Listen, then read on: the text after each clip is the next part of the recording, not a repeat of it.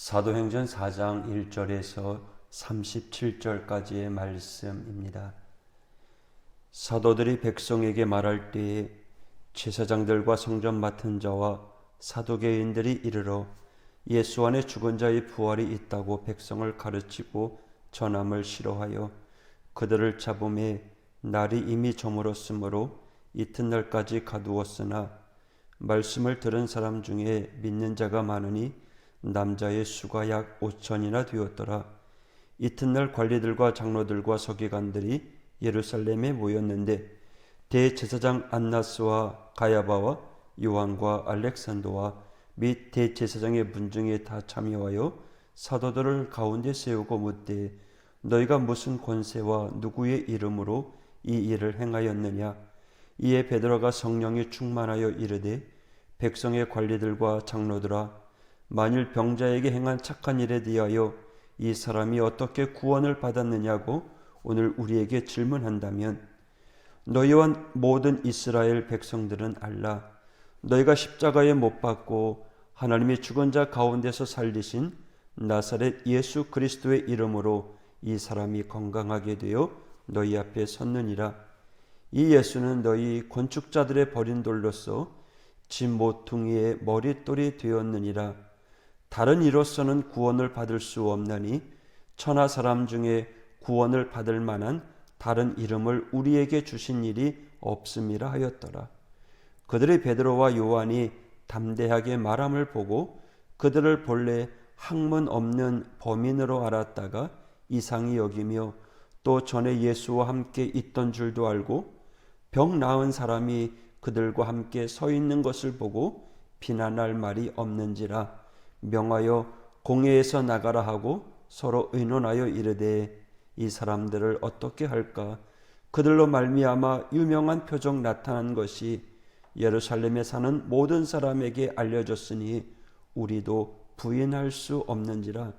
이것이 민간에 더 퍼지지 못하게 그들을 위협하여 이후에는 이 이름으로 아무에게도 말하지 말게 하자 하고 그들을 불러 경고하여 도무지 예수의 이름으로 말하지도 말고 가르치지도 말라 하니 베드로와 요한이 대답하여 이르되 하나님 앞에서 너희의 말을 듣는 것이 하나님의 말씀을 듣는 것보다 옳은가 판단하라.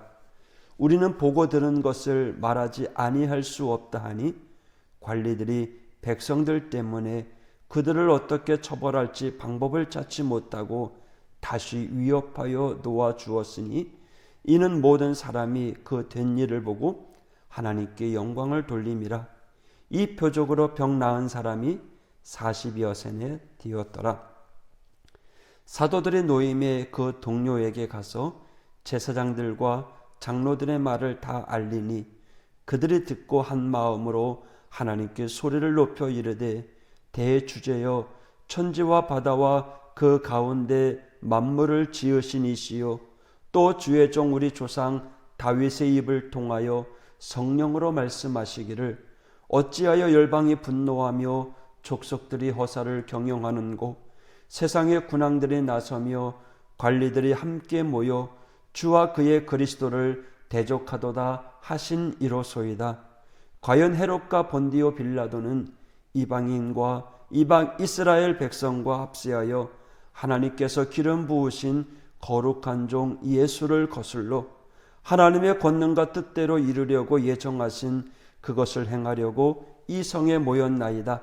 주여, 이제도 그들의 위협함을 굽어보시옵고 또 종들로 하여금 담대히 하나님의 말씀을 전하게 하여 주시오며 손을 내밀어 병을 낫게 하시옵고 표적과 기사가 거룩한 종 예수의 이름으로 이루어지게 하옵소서 하더라. 빌기를 다음에 모인 것이 진동하더니 무리가 다 성령에 충만하여 담대히 하나님의 말씀을 전하니라. 믿는 무리가 한 마음과 한 뜻이 되어 모든 물건을 서로 동용하고 자기 재물을 조금이라도 자기 것이라고 하는 이가 하나도 없더라. 사도들이 큰 권능으로 주 예수의 부활을 증언하니 무리가 큰 은혜를 받아 그 중에 가난한 자가 없으니 이는 밭과 집 있는 자는 팔아 그 판 것의 값을 가져다가 사도들의 발 앞에 두매 그들이 각 사람의 필요를 따라 나누어 줌이라. 구브로에서 난 레위족 사람이 있으니 이름은 요셉이라. 사도들이 일컬어 바나바라, 번역하면 위로의 아들이라 하니 그가 밭이 있음에 팔아 그 값을 가지고 사도들의 발 앞에 두니라. 아멘. 오늘 본문의 상반절은 나면서 못 걷게 된 이를 고치는 사건으로 말미암아서 공회가 예수님의 제자들을 체포합니다. 그리고 이제 그들을 놓아주면서 엄히 명합니다. 다시는 예수의 이름으로 복음을 전하지 말아라 라고 위협하며 놓아줍니다. 23절에서 31절까지에 보면 노임을 받은 사도들이 동료들에게 가서 그 일을 전하고 함께 기도하는 장면이 나옵니다. 초대교회 공동체가 드린 이 기도의 내용 그리고 그 상황에 대해서 구체적으로 전해주고 있습니다. 오늘 이 아침에 말씀을 통해 공동체가 함께 드리는 기도는 어떠한지를 한번 살펴보면서 함께 은혜를 나누려고 합니다. 첫 번째 요건은 함께 기도해 줄 대상을 만나는 것입니다. 노임받은 사도들이 동료들에게 갔다라고 이야기합니다. 영어 성경은 번역에 따라 이 단어를 프렌즈 또는 캄파니라고 기록하고 있습니다. 이것은 명사입니다. 헬라어 원어에서는 이디오스라는 말을 사용합니다. 이디오스는 자기 자신 또 자기 소유, 자기에게 속한이라는 의미의 형용사입니다. 즉 동료의 어원, 단순한 친구가 아니라 그 이상의 의미를 갖고 있다라고 말할 수 있습니다. 친구 그러면 남이면 진짜 남이 될 수 있습니다. 하지만 여기서 말하는 친구는 진심으로 마음을 나누고 너와 내가 하나라고 하는 의식을 갖고 있는 정말 뗄래야 뗄 수 없는 아주 절친을 이야기합니다. 우리가 잘 알고 있는 다윗과 요나단입니다. 사무엘상 18장 1절에 보면 다윗이 사울에게 말하기를 마침에 요나단의 마음이 다윗의 마음과 연락되어 요나단이 그를 자기 생명같이 사랑하니라 라고 기록되어 있습니다.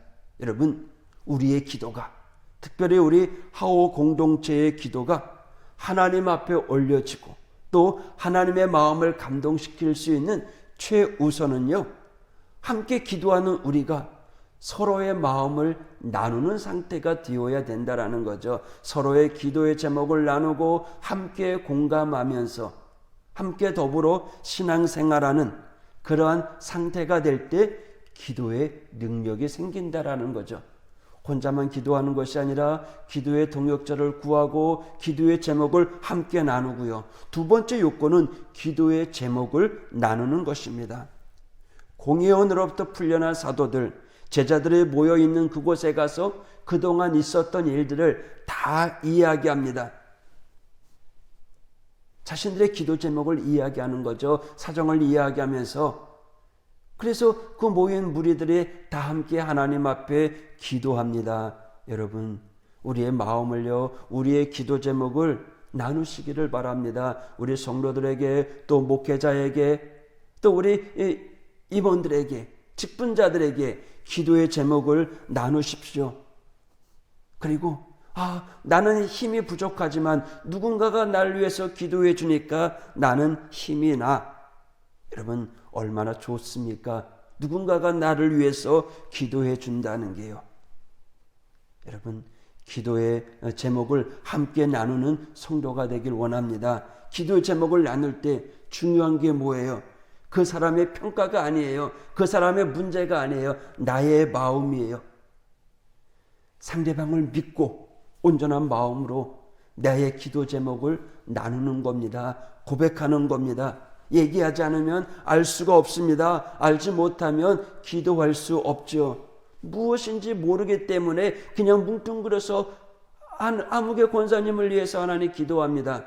그것보다는 이런 문제가 있는데 하나님 지켜주세요, 도와주세요, 해결해 주세요. 더 구체적으로 하나님 앞에 기도할 수 있다라는 거죠. 기도의 제목을 알려주시기 바랍니다. 함께 나누시기 바랍니다. 그래야 기도의 시작이 될 수 있습니다. 세 번째 요건은요, 한 마음으로 기도하는 것입니다. 한 마음. 한 마음이 뭐예요? 일치된 마음. 그렇죠? 서로가 하나가 되어서 기도하는 거예요. 여러분, 이 한 마음은 일종의 부사예요. 기도를 하는데 기도하는 자의 마음이 하나가 되었다라는 거죠. 사전에 보면 부사는요, 용언 또는 다른 문장 앞에, 다른 말 앞에 놓여서 그 뜻을 명확하게 해주는, 분명하게 해주는 품사입니다. 예전에 공부할 때요, 뭐 부사 해석 안 해도 그냥 자연스럽게 해석이 돼요. 하지만 완벽한 해석은 부사를 통해서 더 매끄럽게 해석이 되는 것입니다. 그래야 시험 볼 때도 점수가 많이 나와요. 정확한 해석이기 때문에 그렇습니다. 한 마음이라고 하는 단어를 빼놓고 성경을 읽을 수 있어요. 그들이 듣고 하나님께 소리를 높여 아뢰되, 그들이 서로 소리를 높여 각자 기도하는 거예요. 그런데 그 기도가 각자 기도가 아니라 한 마음, 하나가 되어서 함께 하나님 앞에 기도했다라는 거죠. 기도할 때 먼저 기도하는 이들의 마음이 하나가 되는 게 중요합니다. 서로의 기도 제목을 나누고 공감하고요. 네 번째 응답받는 기도의 요건, 함께 드리는 기도의 요건이 무엇입니까? 하나님을 향하여 찬양하는 것입니다. 하나님을 향하여 내 기도를 받으실 그분을 바라보면서 그분을 찬양하는 겁니다. 내 기도를 듣고 응답해 주실 그분을 신뢰하는 거예요. 믿음을 가지고 기도하는 거예요. 하나님이 들어주시면 듣고 말면 말고가 아니라 하나님 내 기도 들어주실 분입니다. 내 기도 응답해 주실 분입니다. 하나님 내 기도 듣고 응답해 주십시오. 믿으면 나의 하나님이 되는 겁니다. 그렇지 않으면 나의 하나님이 되지 않죠. 다섯 번째는 말씀을 의지하여 기도하는 것입니다. 민수기서에 보면 23장 19절에 하나님은 사람이 아니시니 거짓말을 하지 아니하시고 인생이 아니시니 후회가 없으시도다. 어찌 그 말씀하신 말을 행하지 않으시며 하신 말씀을 실행하지 않으시랴. 성경에 있는 수많은 약속의 말씀 붙드십시오. 하나님은 사람이 아니기 때문에 거짓말을 안 하신다는 거예요. 사람은요 실수할 수 있어요. 거짓말할 수 있어요. 그래서 후회를 하여. 그러나 하나님은 그러지 않다라는 거죠. 말씀하시는 것은 반드시 이루시는 분입니다. 그 약속의 말씀을 붙잡고 하나님을 의지하며 기도하는 겁니다. 할렐루야. 그러기 위해서는요 성경의 말씀을 많이 알아야죠. 성경에 기록된 그 말씀을 많이 읽고 그 말씀에 의지해서 하나님께 기도하게 될 때에 자연스럽게 말씀의 응답이 툭툭 튀어나올 줄 믿습니다. 여섯 번째는 하나님 앞에 기도할 때 솔직한 고백을 가지고 기도하는 것입니다. 이들의 기도가 얼마나 구체적이고 분명했는지 솔직했는지를 알 수가 있습니다. 주여 우리를 구하시옵소서. 우리가 지금 위협을 당하고 있습니다. 말씀을 전하게 하옵소서. 병든 자를 고쳐 주옵소서. 때로는 우리의 기도가 안 나올 때가 있어요. 때로는 무엇을 말해야 될지 잘 모를 때도 있어요. 때로는 내 마음과 다른 말들이 나올 때도 있어요. 예수님은 이걸 경계하시고 중언부언하지 말라라고 이야기합니다. 여러분, 우리가 온전히 말씀에 의지하면서 하나님 앞에 솔직한 고백의 기도를 드리게 될 때 그 가운데 하나님의 은혜가 임하게 될 줄 믿습니다. 솔직한 기도는 간절한 부르짖음입니다. 그 속에 하나님께서 역사하십니다. 우리는 기도할 뿐입니다. 그러나 하나님은 그 가운데 능력을 베푸십니다. 우리는 여전히 기도할 뿐입니다. 일곱 번째는요, 중보자가 되시는 예수 그리스도의 이름으로 기도하는 것입니다. 주님께서 말씀하셨어요. 내 이름으로 무엇이든지 구하라. 내가 이르리라, 행하리라. 예수님의 말씀으로 기도하면요, 하나라도 땅에 떨어지지 아니하고 다 응답된다라는 거예요. 예수 이름의 능력을 믿고 기도하시기를 바랍니다. 이보다도 확실한 은혜의 말씀이 어디 있습니까?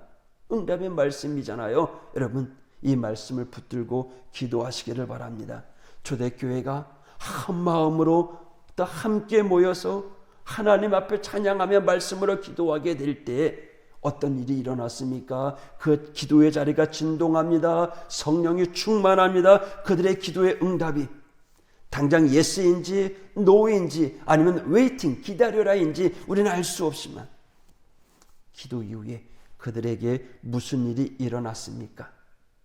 성령의 능력의 역사가 나타났습니다. 그들은요, 기도의 결과를 기다리는 게 아닙니다. 기도한 후에 다시 세상에 나아가 담대히 복음을 전하기 시작합니다. 공회오는 세상에서는 너희들 전하지 말아라, 가만히 있어라, 잠잠하라. 하지만 그들은 하나님 앞에 하심에서 기도한 후에 나가서 당당하게 복음을 전합니다. 하나님께 온전히 맡기고 하나님께서 이루실 것을 맡기고 사명의 자리로 나아가고 말씀의 자리로 나아가는 것입니다. 여러분, 오늘 하루 우리의 삶이 사명의 길입니다. 또 오늘 하루 내게 주어진 이 시간이 허투루 주어진 시간이 아니라 생명의 시간입니다. 이 시간, 우리에게 주어진 시간을 헛되이 보내는 자가 아니라 정말 최선을 다해서 사명 감당하며 하나님의 영광 드러내는 이 하루가 되길 원합니다. 약하죠, 부족하죠. 때로는 인간이기에 실수하고요, 후회하기도 하고요. 전능하신 하나님의 능력을 의지하면서 기도하시기를 바랍니다. 또 여러분의 약함을 하나님 앞에 내어놓으면서 함께 공동체의 기도를 사모하시기를 바랍니다. 또 우리가 카톡으로 예배를 드립니다. 이 카톡으로 아멘만 하는 것이 아니라 나 이런 기도가 있어요, 나 이런 문제가 있어요, 함께 도와주세요, 함께 기도해 주세요 라고 하면서 기도의 고백도 올리면 좋겠습니다. 그러면 우리 보는 이들이 함께 기도하게 될 것입니다. 여러분, 한 마음으로 기도하게 될 때 우리의 자리가, 여러분이 있는 자리가 진동하게 되고 성령 충만의 역사가 일어나게 될 줄 믿습니다. 오늘 하루도 하나님이 기뻐하는 삶, 말씀을 전하는 삶, 생명의 길을 걸어가는 삶이 되시기를 주님의 이름으로 축복합니다. 할렐루야. 기도하겠습니다.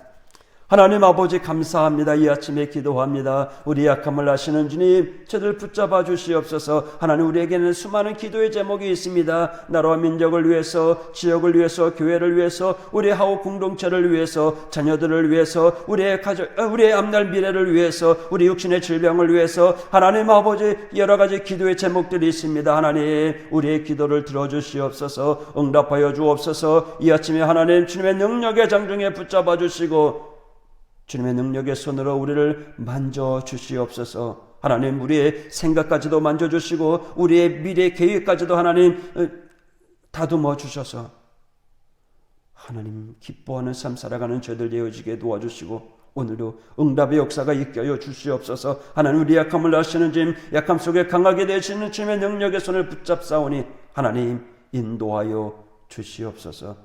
회복의 길을 걸어갈 수 있도록 인도하여 주옵소서. 치유하여 주시옵소서. 예수님 이름으로 간구하며 기도하였습니다. 아멘.